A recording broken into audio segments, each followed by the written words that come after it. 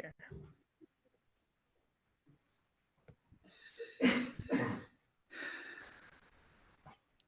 So I guess you can see my screen. I'm cheating.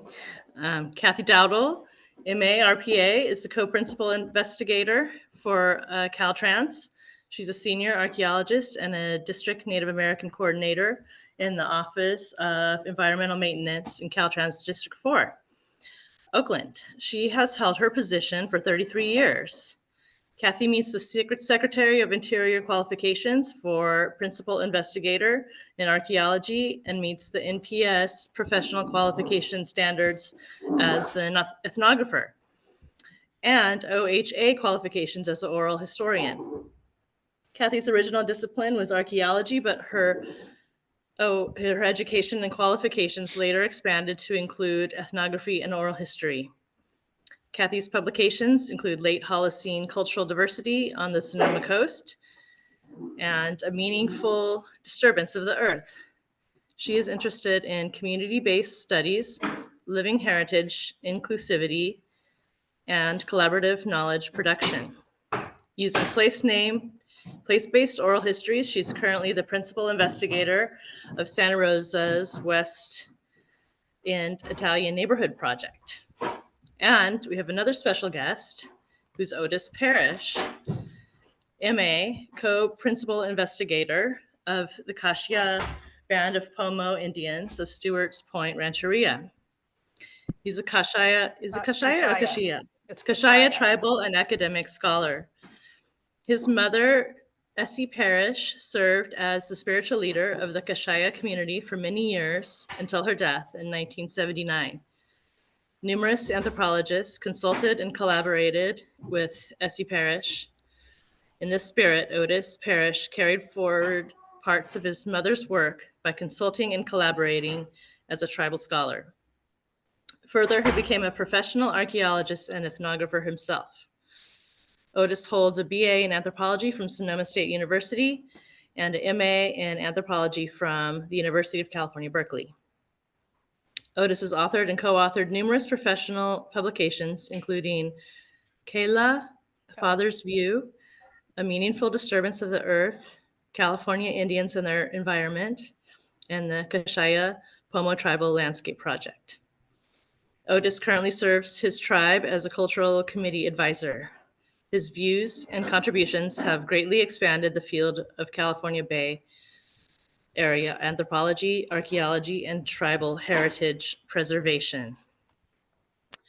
And before we get started, I just want to shout out to the Ohlone Costanoa people who were present in this area before contact period. And without further ado, let's hand this over to Kathy and Otis. Give us a big hand. Thank you. So just so you know, Otis and I are sitting right across from each other, and we're at the Anthro Study Center at Sonoma State University. This is our old stomping grounds.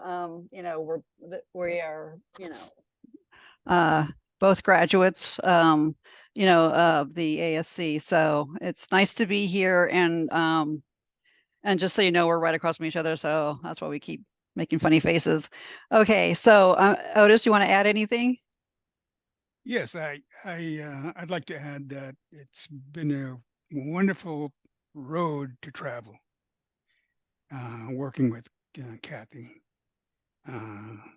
We've learned a lot as a group of Native people, and we really appreciate what she did for us.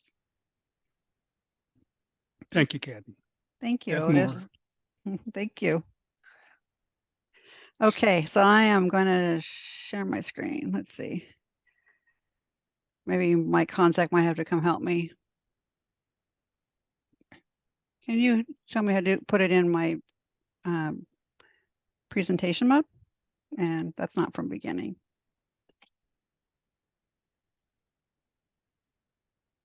Thank you. Yeah, there we go.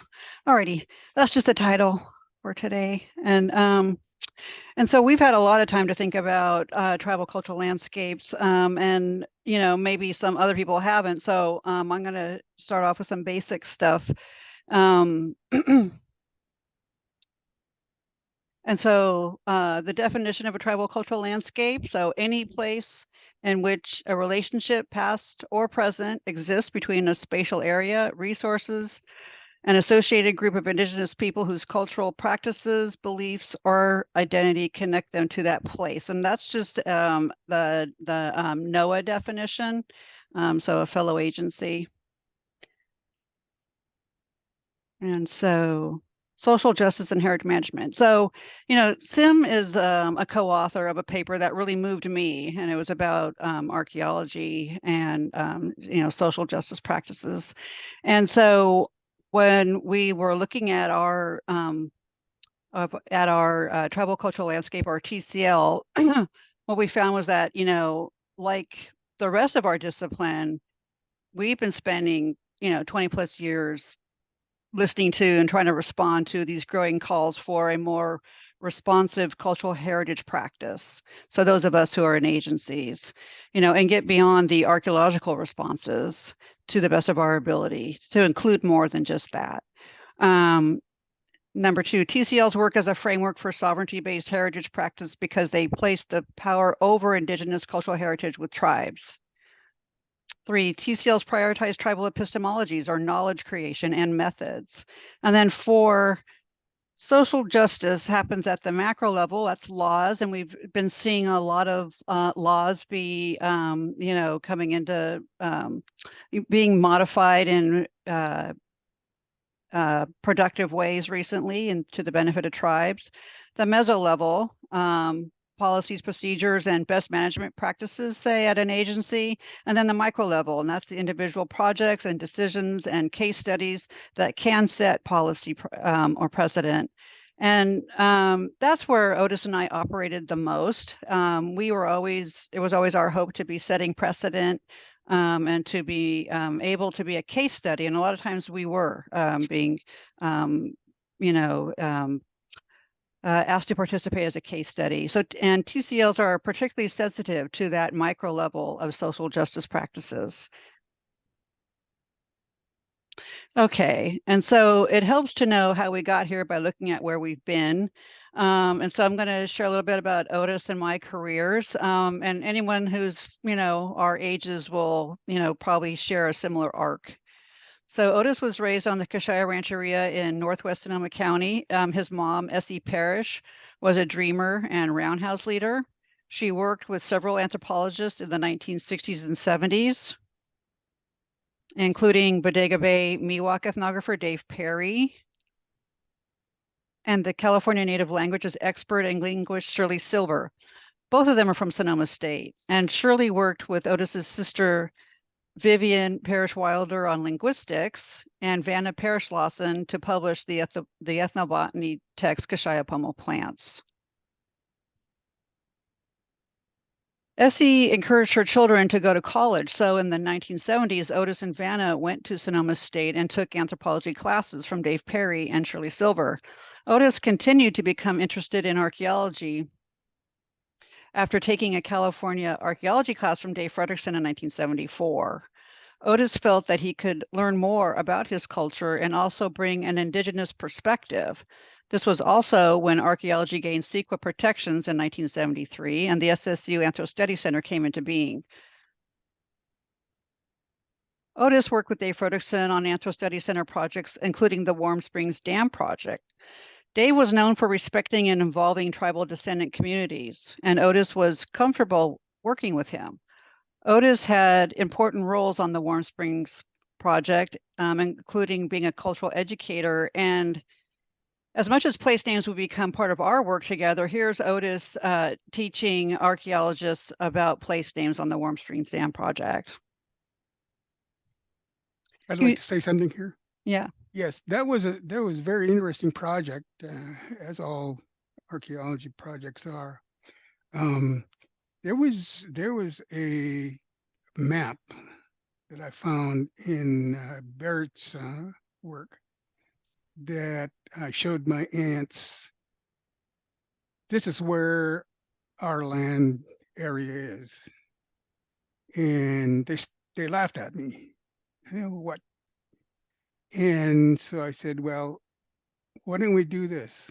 Why don't we take you out and you can show me and teach me where our land goes to the east of where we are. So they did that. I talked with Dave Fredrickson, and he said, this is what I'd like to do. Oh, he said, great, great. He said, I'll give you some funding for it. So we got the funding, and we took two of my aunts out, the older ones. We went from Sturts Point store clear back down to the confluence of Warm Springs Dam and Dry Creek. In that ride, we stopped, I don't know how many times, and took us about 3-4 hours going from there on that trip. And they were naming place names. They were telling me where plants were, what happened at this place, how we dealt with a lot of the things that we had to deal with, at least my ancestors, that they said an example might be of the Warm Springs, what is it that, the hot water place. Akaoho'eli, yeah, where Yeah. And we came to that place and said, oh my God, they said, people say that there were other tribes in here. And what they said was, no, there wasn't. And how we know that is because we still have names of the places in that area. And one of my aunts said, our boundary for the northern part runs up the Rock Pile Ridge, I think she said, all the way back over to the Los Lomas Ridge, and then over down into that area. It was such a wonderful trip because I never knew any of this. They were really good teachers for me, and that's how I got involved in the information that we wrote about, Sherry Parrish and I. And that was a good trip. That was a good way that Dave gave us to get more information. And what we found out was that, like I said, our ancestors had already given names to those different places. The other thing is that, when Central Pomo people came in there, they didn't change the names. They used our place names. And that's I read an article from an archaeologist, native archaeologist here about 10 years ago. And his article talked about when people come into area, move into the area, what they will do is not to rename it in their language. What they do is name the same place that our people named, but in their language. So there's a difference there. And so they said, no, that's our place. This is our place. The Warm Springs was our place. There was too many places that they could tell about. And so that's how we got all the information for that article we wrote for Dave. That was great. And so we have that. That's part of our heritage in there, in that area. Parrish and Parrish is a great article. And yes, I was taught that too, that there's genealogy tied to like Akaoho'eli, where your grandmother Rosie was born, etc. And we did do some of that collecting and Yeah, she's my great grandmother. your great grandmother. Yeah. Mhm.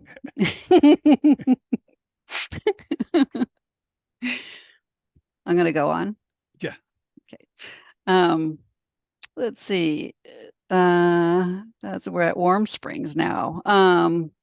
Right. And then also, besides being that cultural educator, you were also the Native American coordinator for Yes. the advisory council for Yes. Warm Springs, Yes. the basket weavers. Yes. That was one of the projects that I really loved doing. And Dave came up to me one day and he said, Otis, he said, what I'm going to need is Native people of this area to be on a committee for the Warm Springs Dam project. So he said, would you be able to bring together 10, 12 people, elders? I said, yeah, I know pretty much who they would be. So that's what I did. And that was so great because the elders learned a lot and we got to know them in terms of who they were. I knew them in a way that I wasn't very close to them, but during that time I really got close to them, and they started bringing things out. They were talking, they were giving us information. We held meetings. I think it was, if I'm correct, once a month with that group. And they enjoyed that. They really enjoyed it, and it was good to see them enjoy what they were doing for themselves and us. Great, thank you. Yeah, okay. And then one of the things that you told me about is that your mom was really concerned about the spiritual danger that you would be in by disturbing places from the past with archaeology. And so to mitigate this, your mom conducted cultural protective measures privately and held you and all of the Warm Springs archaeological work and the people in a protection ceremony. So this is something that was happening without people knowing, Yes. something that we would later bring Yes. out and be Yes. public, but at the time it was private. And so she would repeat this for all of the projects you were on Yes. to Yes. keep you safe.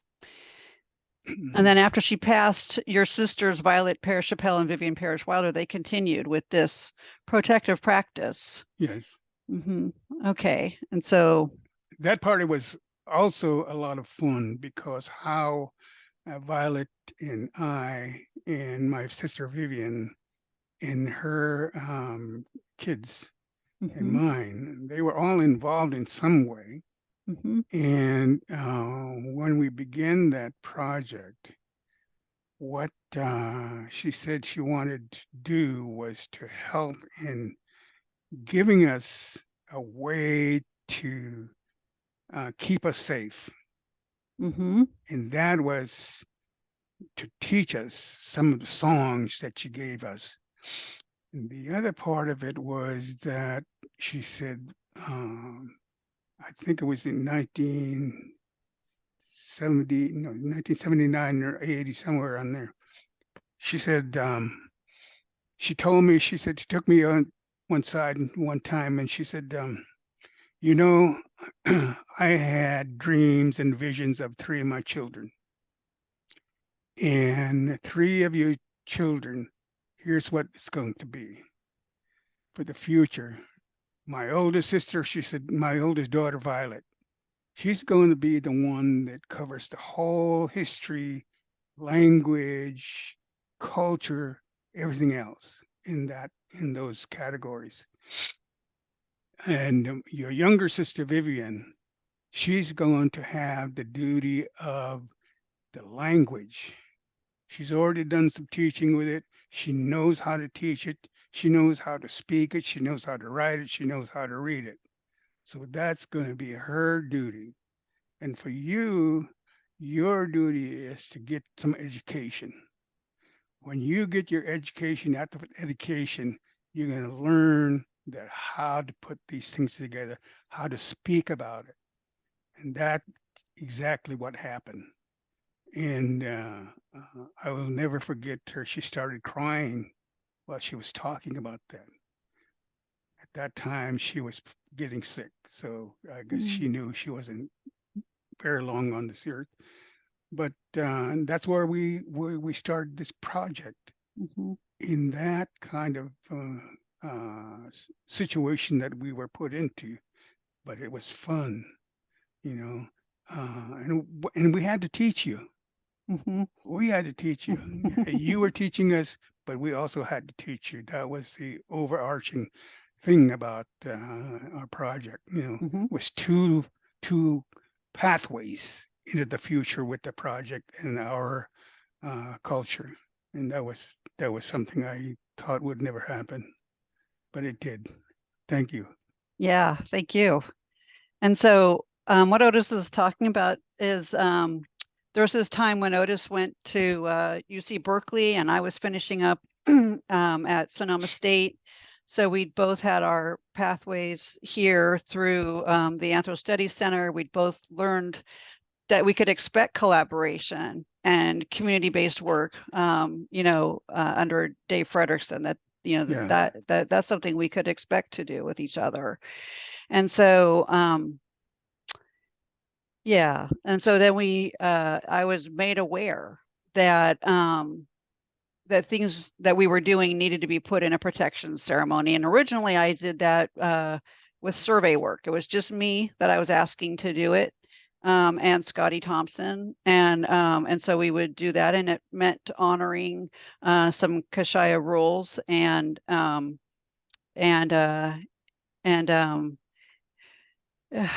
in order to keep everybody safe when we were conducting archaeological excavation.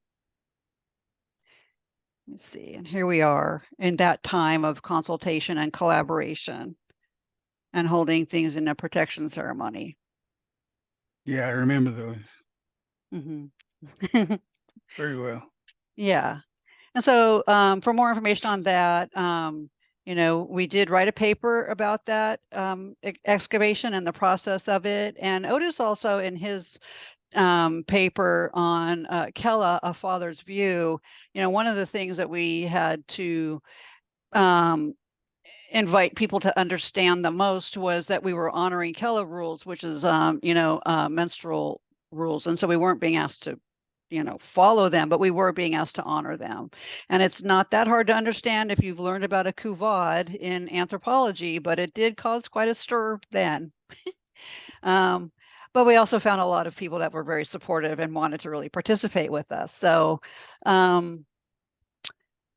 then from that, we got our 4 principles of collaboration. We developed these during that excavation and during that time, and we had to get really clear about what we were doing and why we were doing it, because we were explaining this to our archaeological colleagues who hadn't heard of it before. And so we had these 4 principles, and we still use them to some degree in one way or another. They've been modified a little bit over time, but we still use them. So inclusivity, where our methods and our goals are given equal attention.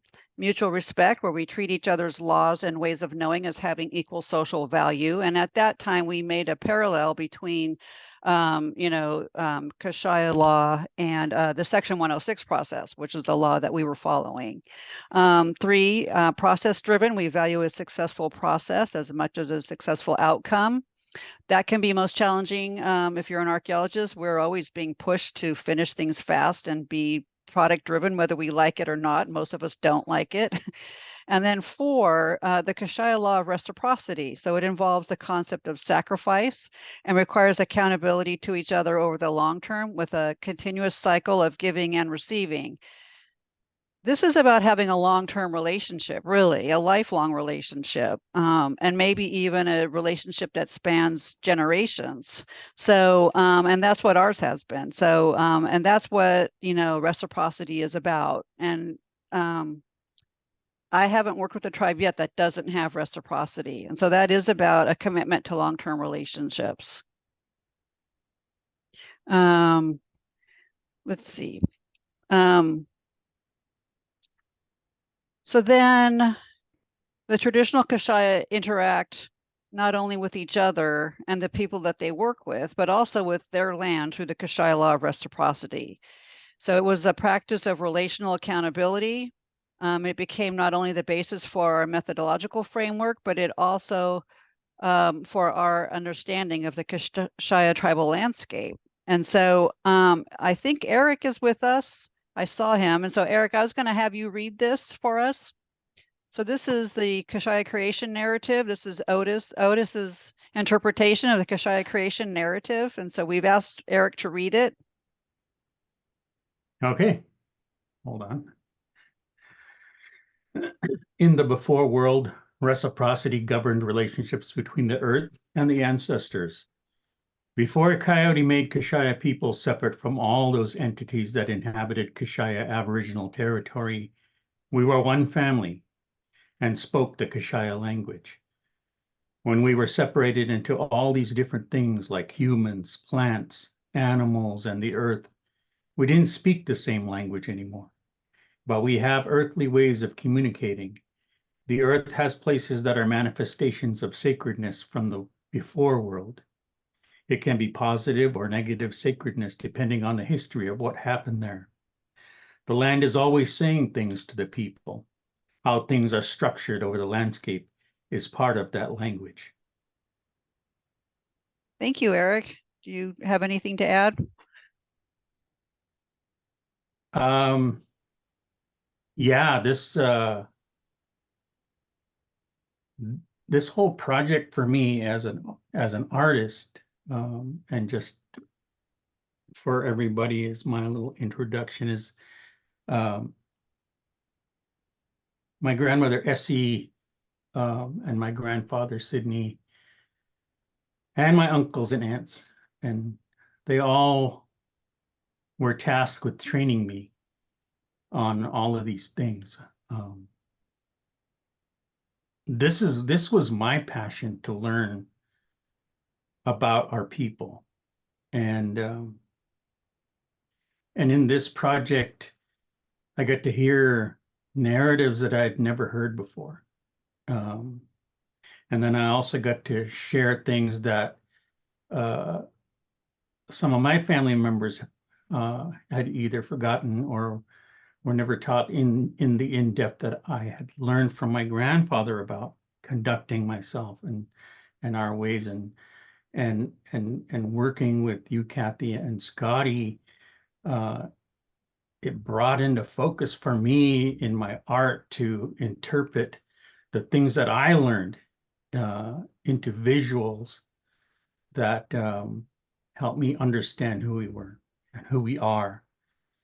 And I think what came for me out of this as I became a leader for our people was to give me a confidence. And this is the thing that my grandmother had said was our task as Native people, as Kashaya people, is to bring out all the things that are in us. We all have a talent. We all have something we know to share it with our people, especially the children, so we won't grow up like the wild weeds, and give us a firm rock, give the children a firm rock to stand on. And that's what happened for me. I felt like I knew a lot already, but then hearing all the narratives from my family in their younger years gave me that sense of that rich history of not only our family, but of our people. And that really served me in my art as it does today. And also it served me when I was the leader of my people to be confident in speaking on behalf of our people. And it also taught me that working with you and other organizations, it was as a young person doing that, it felt like I was being disrespected on how we were being treated. But then with this project and listening to Uncle Otis and Violet and Mom and my dad and hearing their teaching and their things and lessons that they talked about, I came to understand that people don't know us.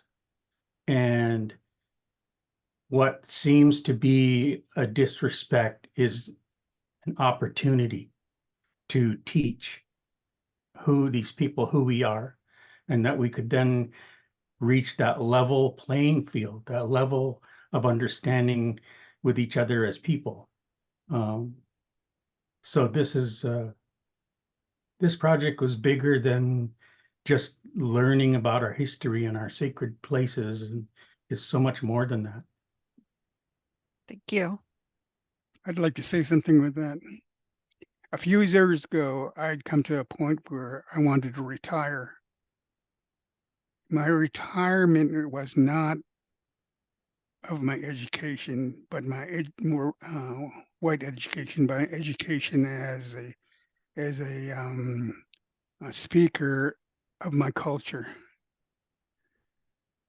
I knew Eric had something in him, and his interest, his personality, his good heart, and his strength told me that here's the next speaker for our people, for our tribe, for our family, for our children, for our grandchildren. And bringing him into that space was something that I really, really loved, because he said, okay, I want to do that. I know enough now, but I know I'll keep learning. That was the kicker, but I'll keep learning. And so that's how he was given that opportunity. Thank you, Eric. Thank you. Yeah. I want to share this one short story. I was in my early 20s, and Uncle Otis and Mom and Vivian, my mom, and Aunt Violet, they were going to be speaking at the Presidio, and I believe I drove them down, and we were on the stage talking, and then Auntie said, I want you to be on stage with us. And I said, okay, I'll sit there with you. But I didn't. And then Uncle Otis and Auntie said, we want you to say something. And that was the first time. And I was nervous. And then after that, when we got back to the reservation, Aunt Violet was telling me, she said, you were nervous, huh? And I go, yeah, I didn't kind of like, yeah, I was nervous with all those people. She goes, why? She said, you're the expert on our people. She said, these people don't know us. She goes, you got nothing to be nervous about. This is our chance to teach them about who we are. And then Uncle Otis was telling me how to present, how to take people on a ride of our life, on our history. And from that point on, I felt confident. It was those little teachings like that. And to me, when I talk to our people, our young people, that's what I tell them. It's, you're the expert. You know something that I don't know. And you know a lot of things a lot of other people don't know. So you don't ever feel embarrassed to talk about your people, about our people, because that keeps us alive. And that was the one first big lesson I learned speaking in public. It's from Uncle Otis and Aunt Violet. Thank you, Eric. Thank you, Eric. All right. So the 900 or so members of the Kashaya Pomo tribe maintain strong ties to their ancestral homeland, as you can hear. And within it, interconnections perceived by Kashaya tribal members between the roughly 250 archaeological sites that we could inventory and the 200 other places they valued led us to study their entire ancestral homeland as a tribal cultural landscape. which started in 2005. We didn't have a term like tribal cultural landscape. We didn't have a lot of the tools that we have now, but we knew we were doing what we needed to do, even if we didn't have the instruments to do it. And so here we go. We used indigenous toponymy, or the study of place names, using ancestral information recorded by ethnographers. So, the ethnographers are interviewing, tribal elders, or interviewing relatives, or interviewing people that, that are, ancestors to the people I'm working with. And so from that, we were able to get the most extant boundaries of the Kashaya landscape. So we made it the outermost boundary. And so you can see here, Parrish and Parrish 1980, and then Otis Parrish, personal communications, etc. But like Barrett, was interviewing Otis's relatives, Stewart, Miriam, McClendon, and Oswald. And also, like this, that was in the family archive. This is a place names map that Otis's mom made, and we use this as well.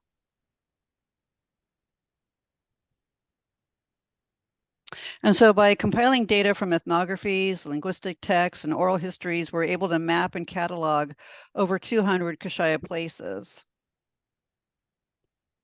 And then this was one of my favorite methods. So we used, from our catalog that we developed, we used the pile sorting method.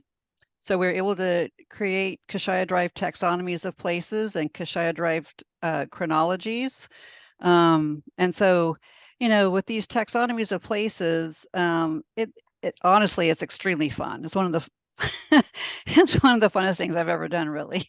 And so, you sit with elders, and you have them you make cards, and you have them put the names of these places in piles, and they create, we used to call it a folk taxonomy, and they create a taxonomy from it. So examples of Kashaya places include gathering areas, villages, campsites, quarries, trails, and places that need respect. That's a very specific category, places that need respect. Each requires a reciprocal enactment that members of the Kashaya community have learned from previous generations and maintained over time. So gathering areas are one example. And according to tribal scholars, gathering areas have positive sacredness manifested by what's growing there. And so here are some baskets made from coastal grasses collected from a gathering area from Chitibidakali, and then seaweed connected from another. And the law of reciprocity calls for people to sing the song beforehand that readies them for gathering. Afterwards, they make a sacrifice by holding a feast with some of the gathered food. Here's a modern feast. It's a strawberry festival, combining both gathered foods such as abalone and acorns and huckleberries, and purchased foods at an annual Kashaya Strawberry Festival held in the spring at the Kashaya Rancheria. The Strawberry Festival is one of 4 seasonal food gathering ceremonies that governs the tribe's relationships with their landscape throughout the year. This is beautiful. This is a seasonal calendar that Eric made. According to tribal scholars, the 4 food gathering ceremonies are seasonal sacrifices for food given by the earth. Tribal member Eric Wall designed this, that seasonal calendar showing the seasonal activities and the accompanying ceremonies. Eric, do you want to say anything about this? Yeah, this, the rough design of this came from Scotty, I guess. It was actually came from all the work that you guys had done. And I wanted to be able to create that information, but also present it as a teaching tool. So I wanted people to know that we have modern information in there, because we have names for months, which is a modern thing. And but then we have the names of the seasons in English and in Kashaya, and when things can be gathered. and where our people were living on the landscape, and the ceremonies and that we have for each season. And this was this project, when I did this, was it didn't seem like it was that hard to do. It was just putting it together. But when I show this to people are just, they love it. They love to learn and see how much information is there. And this is a great teaching tool for everyone, not only my people, because I get to participate in a lot of these ceremonies when my grandmother was alive. So I have those stories to talk about, those like firsthand stories of those things to talk about. Because a lot of these things, like you said earlier, they have laws of reciprocity that we have to follow, and respecting the creation so that it'll continue to be there for us. And this represents that, represents all those teachings for that. Thank you. Yeah. Okay. Yeah. A big part of our study involved not just identifying the Kashaya TCL as living heritage, but as community-based research, strengthening the tribe's reciprocal relationship with it at several scales. So the community, the family, and individuals. So at the scale of the community, I mentioned that there's 900 Kashaya tribal members, and all of them can trace their ancestry to the original 9 extended families who lived on the 40-acre Kashaya Rancheria. Of these 900 members, 100 live on the Rancheria, and most of the other 800 live in towns and cities within a 30-mile radius. At the scale of the community, the tribal government is responsible for tribal well-being. A heritage questionnaire authored by then Tribal Chair Emilio Valencia and myself that focused on the community's relationship to their homeland and how that relationship helps or could help their well-being was sent to all tribal members over 15 years old. And we got a response. You don't get a great response usually from questionnaires. You get a better response from the, the place-based interviews, but we got a response from the questionnaire. I think it's a really good questionnaire and it could be sent out again. But some of the questions were like, is our tribal homeland valuable to you? If yes, please describe how it's valuable. Did someone teach you about the places that are valuable to you, or did you learn about them in another way? And it was just to kind of help so that they would know, the tribal government would know how they could maybe best, teach people or know what they needed. As a form of intellectual property repatriation and capacity building, at the community level, we gave copies of all of our research results from academic and public archives to the tribal library and the TIPO's office, including ethnographies, ancestral census, and life history data.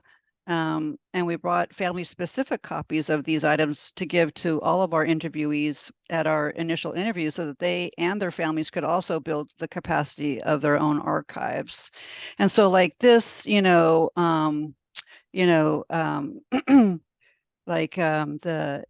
historic figures.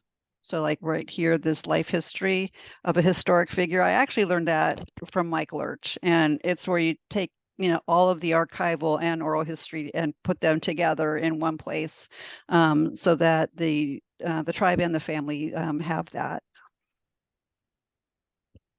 Whoops. One important map that we made shows ancestral Kashaya territory with the names of Kashaya ancestors next to the places that they discussed with ethnographers. So this map genealogically connects interviewees to Kashaya places and to other tribal members whose ancestors spoke of these places also.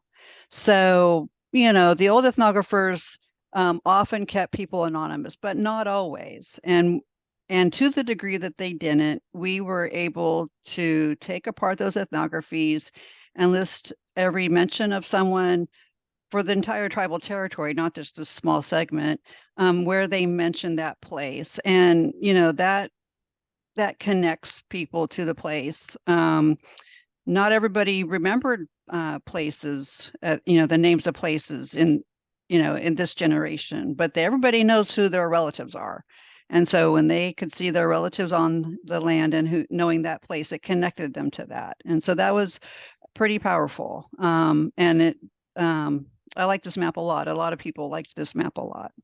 Do you remember this map, Eric? Yeah. Yeah, I remember this. And then, you know, a history tool, we brought historic photos that include the Kashaya ancestral places and tribal members. So here's the village of Ducashaw, or Abaloneville, on the Hop Ranch. And this is a photo of ancestral tribal members living there in the 1920s. And so we would take this, you know, to our interviews or any of the historic photos and see if we can have people help us identify people, which they could. So we were able to have people identified in historic photos for the tribal archive and for family archives.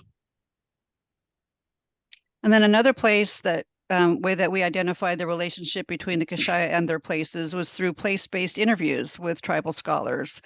And so here are two views of Donna Ka and Mata Kabel. So that's right at Stewart's Point, if anyone's been to the Stewart's Point store. And then from interviews, we developed this detailed fishing and gathering map for Mata Kabel right here. And actually, this is mostly our interview with Eric. Do you remember this, Eric? Yeah, I remember that. Yeah. This is a great map. And so we did this as much as we could with as many places as we could. And so one of the most important concepts we used was that of memory community. And we got this from Margie Purser, which was extremely helpful. A memory community is defined as a group of people who share a connection to some aspects of cultural heritage. Memory communities are where people decide what to remember from the past and how to use it in the present. In any community, there's a lot of internal differentiation, multivalence, multivocality. Essentially, people don't agree necessarily. And the concept of memory community helped us identify and protect Kashaya places and their variations of meaning between families, because that was it. You know, the memory communities were families in Kashaya. Although all understandings of the Kashaya landscape and Kashaya places are derived from the same cultural material, understandings among families differ. Information about Kashaya places is primarily passed down and protected by families. And certain individuals have been identified within families to be particular repositories of this knowledge. And you've been hearing that from Otis and Eric tonight. You know, different people have different roles in a family and are repositories of different knowledge. I remember Violet was very much responsible for genealogy, for example. You know, she was the repository for kinship. And then we did interview 14 knowledgeable community members. So they've been identified by their families as knowledge keepers. And I'm just going to go through these here. So these are all elders in the Kashaya community. And, you know, we set this up, I'll be honest, we set this up so that it could continue to go on as living heritage and that we'd be able to do more interviews or teach people, you know, in the tribe how to do interviews so they didn't have to necessarily need us. But so far we haven't been as successful as I wish we have been to have get more interviews. This was really important, which was the intellectual property safeguards. So with regard to intellectual property, we used Oral History Association guidance because they placed the copyright to the interview with the individual narrator as their intellectual property. So in addition, at the tribal level, the Kashaya executed an MOA at the Northwest Information Center, who are housing a copy of each redacted transcript in their restricted files. And then there's an MOU with Caltrans and the Information Center that outlines these procedures. And there is a copy of our Kashaya landscape report in the restricted files and how, what their procedures are to have access to it. And so, one of the things that we cared to do was what we called sovereignty-based co-stewardship. So as heritage practitioners, it's our responsibility to protect Indigenous places from our agency's activities. To that end, we developed a sovereignty-based GIS database and heritage management plan that's shared between the tribal office, the TIPO, Caltrans, state parks, and so that we can co-steward the Kashaya places along Highway 1. So that's what I had promised my agency, is that we would have a heritage management plan and we'd be able to safeguard places along that corridor. And then 2 examples of that, of this kind of expedited and rapid response to this place that's really geologically unstable, to be honest. So Caltrans is out there all the time. And so and so here's a couple of examples of us being able to know what we're doing the second we show up on site, with a culvert replacement in the historic town of Fisk and Tichu-Somali,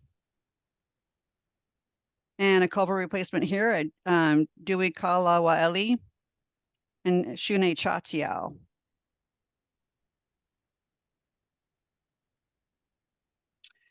And then, there have been other requests, and it's my experience that a TCL framework has been guiding me to keep tribal sovereignty and self-determination at the forefront of my responsibilities and values as a heritage practitioner. So this is something that I was taught by the Kashaya tribe and by the Parrish family.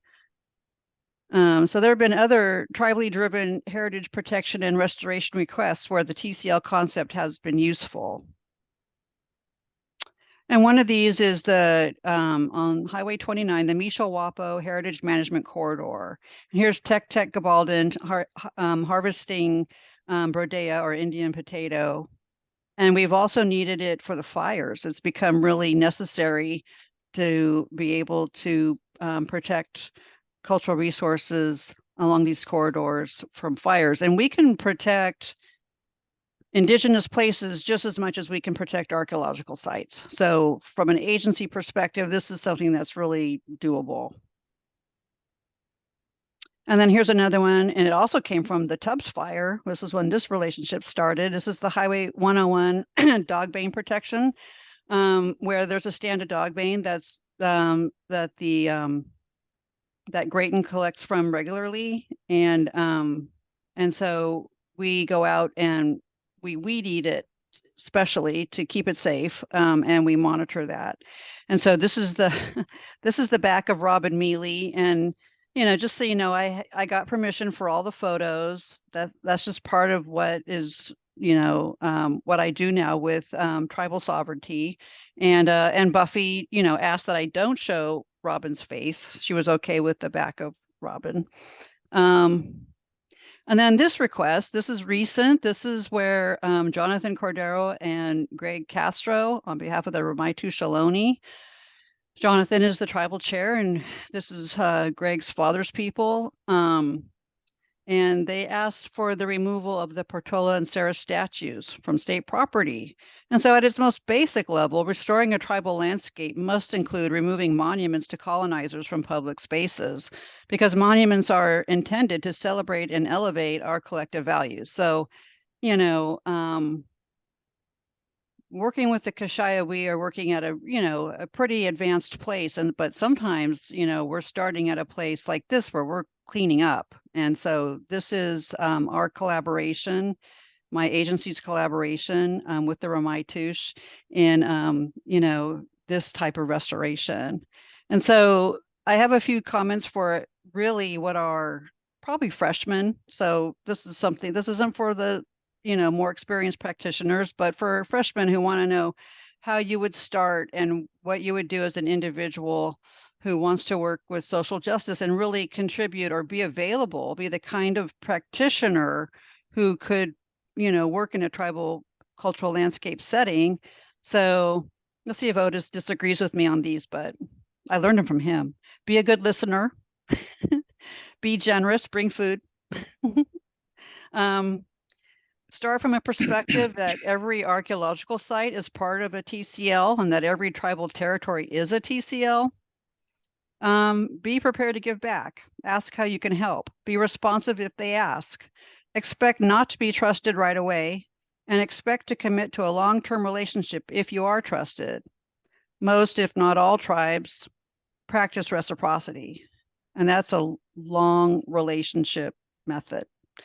5, be mindful of value equivalencies. If you are getting paid, your tribal counterpart should be paid. Suggest to your management that they can at least provide an honorarium, if not payment, what Violet and Vivian call respect money. 6, be willing to volunteer with tribal direction and permission. Record tribal resources that don't fit into a given project scope. Remove and replant tribal resources outside the project area and/or deliver to tribal members as directed. Make maps for tribal use, scan tribal family photos. Really, whatever skills you have, they might be useful. 7, if you're working with elders, incorporate their youngsters if possible so they can teach them. If elders are working with you, it's for their younger generations. 8, be willing to get additional skills and education beyond archaeology so that you are professionally qualified to do what a tribe asks of you. So I had to go back to school and learn about cultural landscapes. I had to become a qualified ethnographer. I had to become an oral historian. Almost done. These are the last 3. 9, be mindful that many tribal members don't like archaeology, even if they like you. Tribal needs were not included in the 1970s when environmental laws were created. New legislation and policies are playing catch up on that inclusion. So now we're seeing things like incorporating indigenous knowledge, white papers from the White House. We're seeing incorporation of tribal ecological knowledge. We have a resource called a tribal cultural resource now in the CEQA laws of California. And we are seeing tribal cultural landscapes being used more, particularly for agencies that have large land bases. But like I mentioned, for an agency like mine that has corridors, you can do heritage management corridors. Okay, and then 10, this is my opinion, no social media showboating. If you participated in a project or event with a tribe, don't post it without tribal permission. No photos of tribal members without their permission. The whole ethic of it, not about us, without us, and having and always getting prior consent. And then 11, share any benefits you receive from working with tribes. So co-authorship on everything is a good example. So that's kind of, some thoughts I have, especially for people starting out. And these are things that you can do if you're going back to monitoring tomorrow. There are some things on this list that you could do in terms of being a good heritage practitioner. Otis, do you have some last words? Yes, I do. I think most of the time we worked with this project was specifically based on reciprocity. It's an in-depth way of looking at relationships, not only with outside people, but more so as well amongst ourselves. And what that does is to give that relationship something that they probably never thought about. When we did this project, the reciprocity we did and said to ourselves, We're giving sacred information. We want to do this in relationship, closer relationship to what we believe, and that is shayo in our language. That means reciprocity. And if they want something from us, we must have something for ourselves. We must teach them about it. And so we did on this project. We did on the Warm Spring Dam project as well. And so our part of it was, as like you said, a long-term relationship. And we see it here. Here's the evidence of that, you know. And I'm proud of that. I'm proud of it for my family. I'm proud of it for our people, and that they're learning about it. Some of the younger people don't have a chance to learn about it. Now they can. Every time I talk with the young people, I talk about our laws that we have to continue, not because I'm going to live 100 years or 200 years. My lifespan and others my generation is going someplace else. My generation right now is there's only three of us left.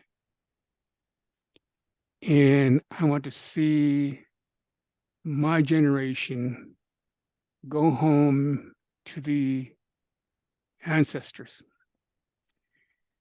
knowing and feeling proud that I was able to teach our culture to the younger people. And I talked with the two others of my generation. Their thinking is the same way. I want to teach it. I want to learn the language more. And I'll give you an example. When I did a class, language class at the tribal office years ago, I had some elders there, younger people. I must have had about 10, I think I was.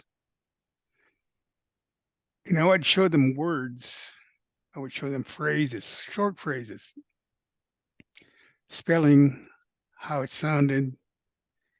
And one of the elders raised her hand and she said, I had a word, I can't remember what it was. And she said, that's wrong. I said, tell me how it's wrong. Well, our family pronounces it this way. And and one of the others said, yeah, I know, ours do too. And so I went on to explain to them that the only reason why your families and my families and the other families use the language in a different way, we're all the same language, but we talk it a little different from the other families. It's called dialectical difference. I said, well, what is that? And I said, in earlier days, when our people were living in these villages, large villages, in this area that we just looked at, their language of the old language began to change. And when they began to change, they brought it to the forefront and began. It was a slow process. I mean, it takes hundreds of years for that to happen. And so when we were in that meeting in class, when I went over that and showed them how that changes, they were surprised. They didn't know that, because they said, we always thought you were wrong. That's why we said that. No, I said, you weren't wrong. You weren't wrong. You were correct, because you came of a family that had a different dialect than my family. That's all that is. You know, it's all the same language. And they begin to clap. Now we know why. You know, we've got families that are been here for hundreds of years, different families, different places over the territory. And now we come here in this little office and we talk about it.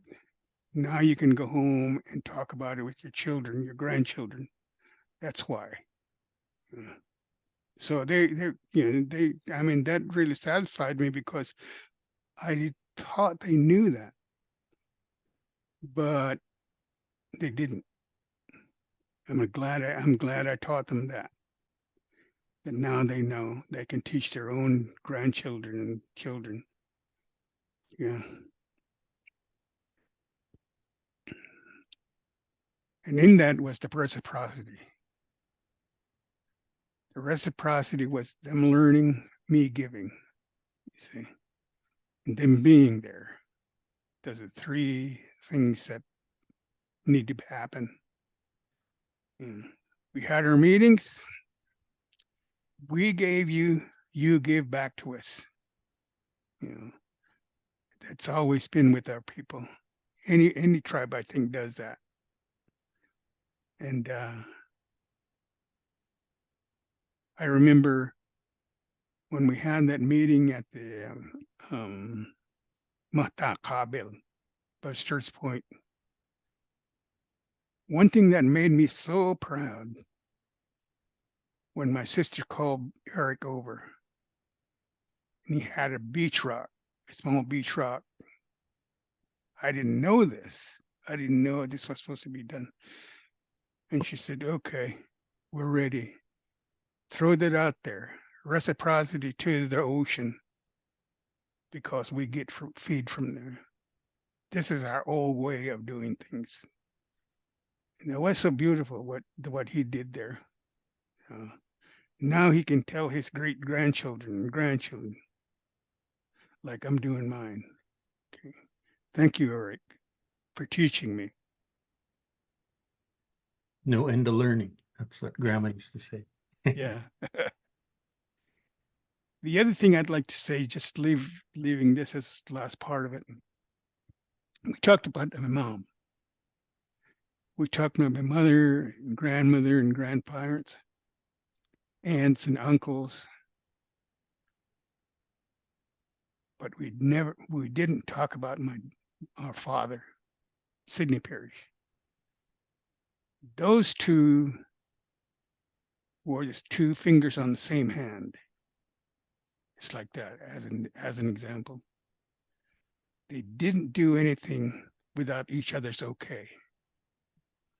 But it was my dad who got the okay from her to do something. But what he taught me was, I'll give you an example of what he taught me and how that worked. One day in the spring when there was the salmon run, during those days, I mean, there was thousands of salmon coming up the Walla River. And he said, son, get ready. I'm going to take you fishing. I'm going to teach you how to fish. I said, okay. I was glad to go, and he was going to teach me something. And so we walked down from our reservation about 2 miles down in the Russian River. The Walla River. He got all his equipment ready, and we were on the bank. He said, now you go down to there. We were standing on the bank, and he said, go on to the left in that deep hole down there where all the salmon was meandering around like this. And he said, I'm going to go up there on that riffle. So I walked down there, and he said, pick up a couple, 3, 4 rocks and throw it in there. And I said, well, what's that going to do? They're going to scare them away.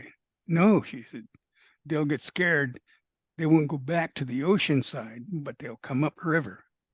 I'm going to be at the riffle above you. When they come up, I got him. And I watched him throw his spear. 1, 2, 3, 4, 5. 5 of those big salmon. I mean, they were about 2, 3 feet long. And he said, okay. He said, now we got to carry this back home up to 2 miles up the ridge. And so he cut a pole and hung his tree on that pole on his shoulder. And I was thinking, he's going to leave 2 here? Oh my God. And I asked him, I say, who's going to carry this other 2? He said, you are. You're going to carry that. Oh my God. And I said, I don't think I could carry that. You can. You can if you try hard enough.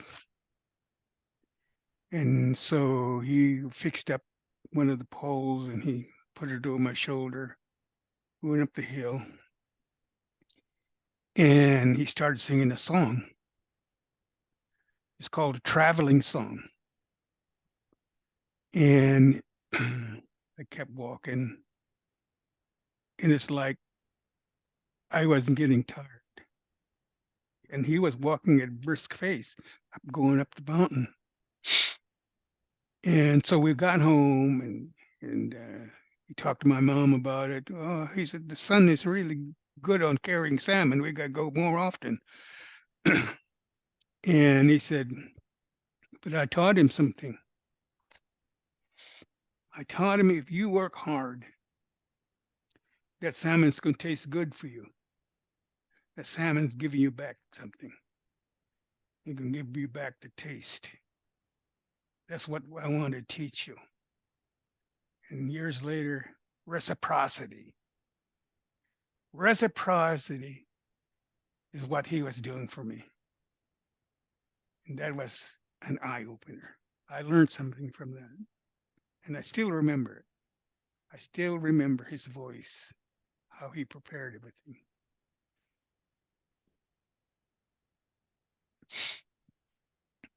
Mm-hmm.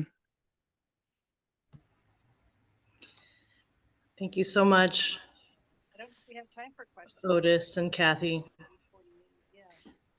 I want to leave up any opportunity for people to ask any questions. Tim?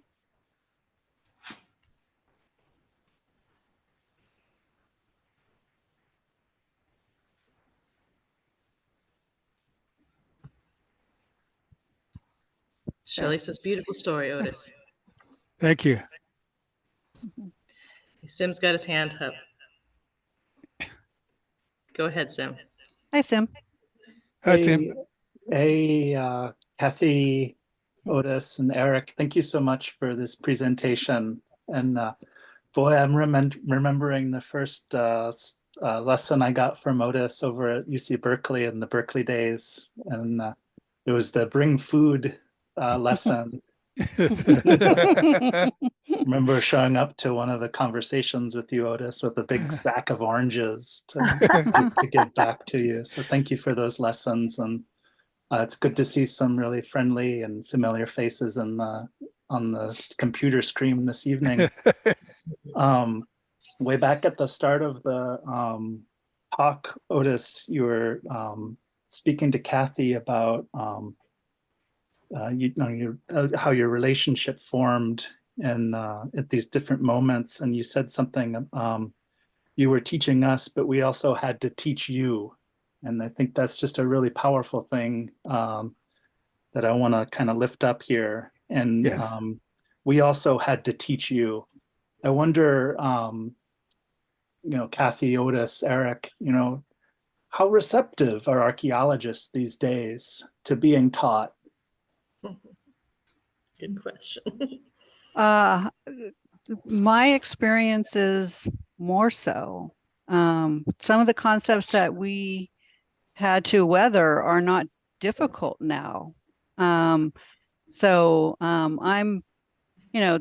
I mentioned when I posted this on Facebook that this is, I think, our last talk, at least it's our last commitment before I retire in September. And I feel great hope that I am leaving the things I fought for in good hands.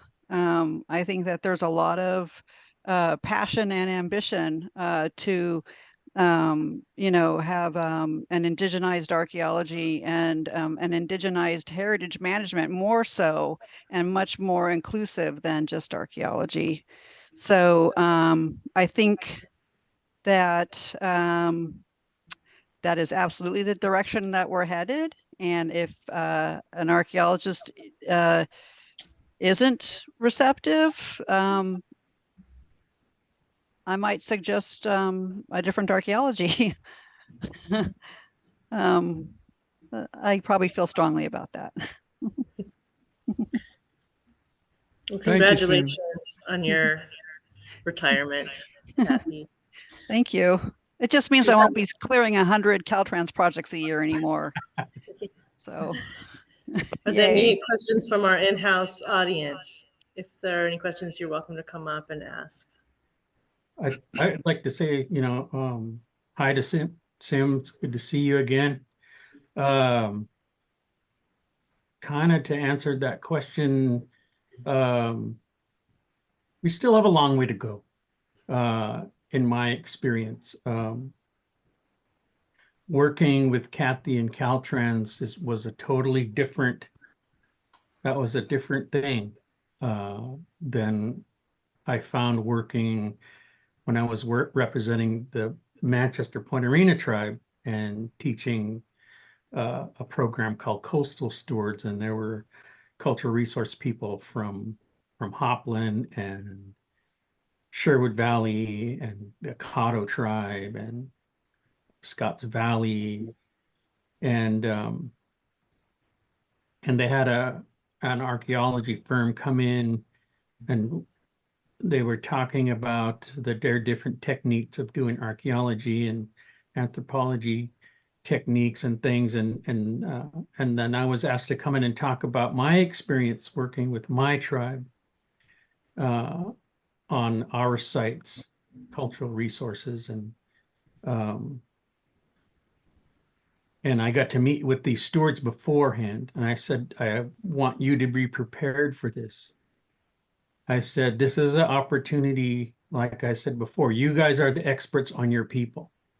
And this is it's going to get frustrating because none of you have the alphabet after your name.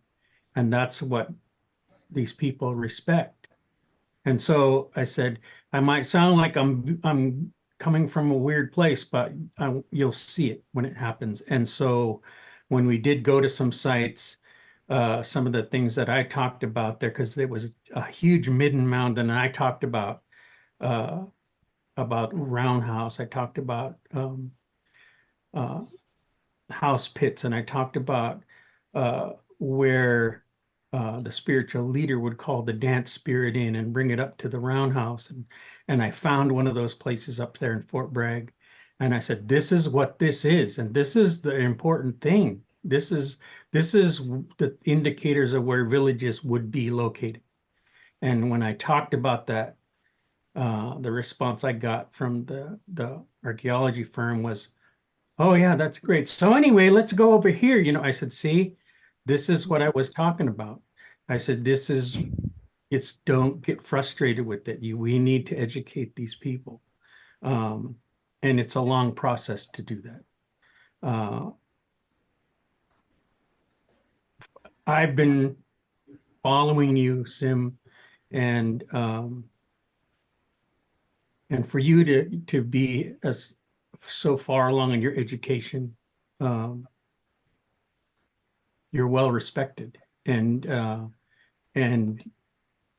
for that part of it, you're our voice. And the one thing I wanted to say is that we're here for you if you need us for anything, and we've always have been. The one thing that I saw when I came on the first time as a tribal secretary, my uncle Otis was on tribal council, and he helped train.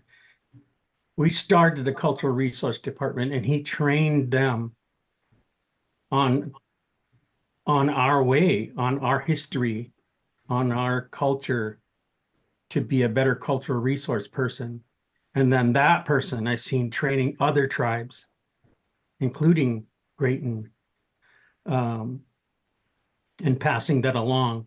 And I see those techniques today being done, and we're growing, and all of that came from this whole project with Kathy. And so it's grown beyond just that, just our project. I see the effects of it throughout Indian country everywhere. And it's opened that dialogue with other anthropologists and archaeologists to work with us. It's important. But the thing that I talk about is that my grandmother and grandfather were special.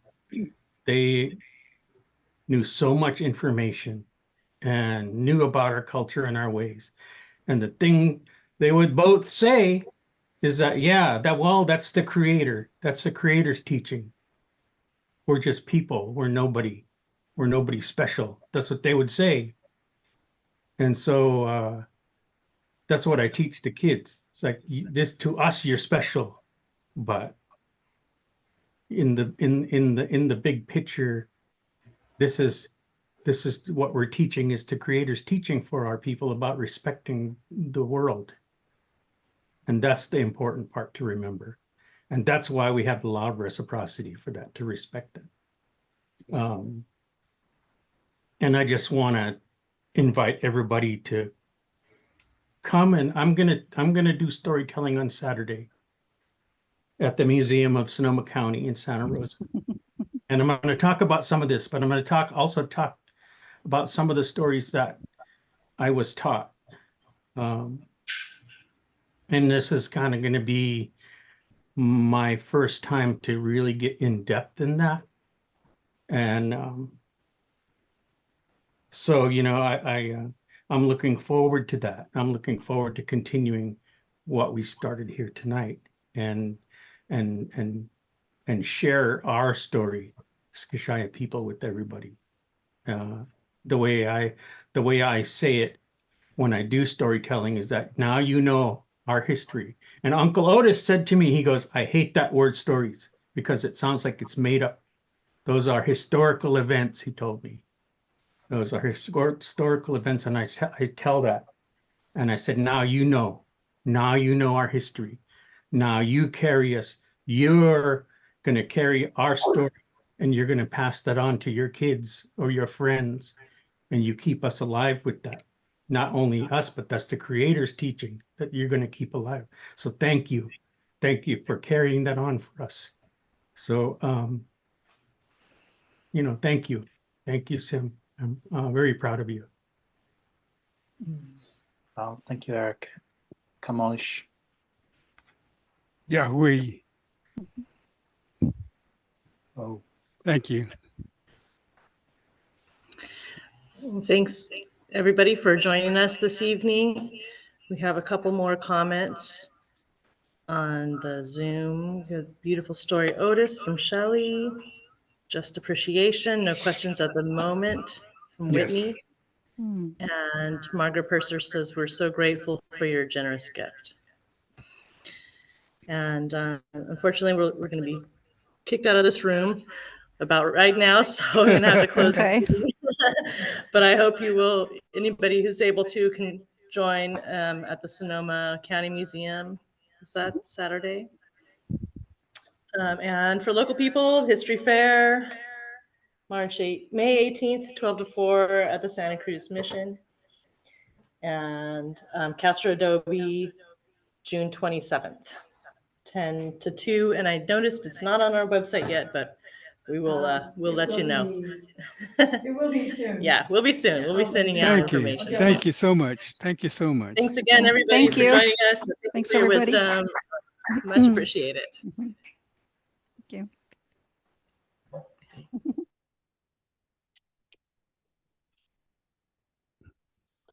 Thank you both. Thank you.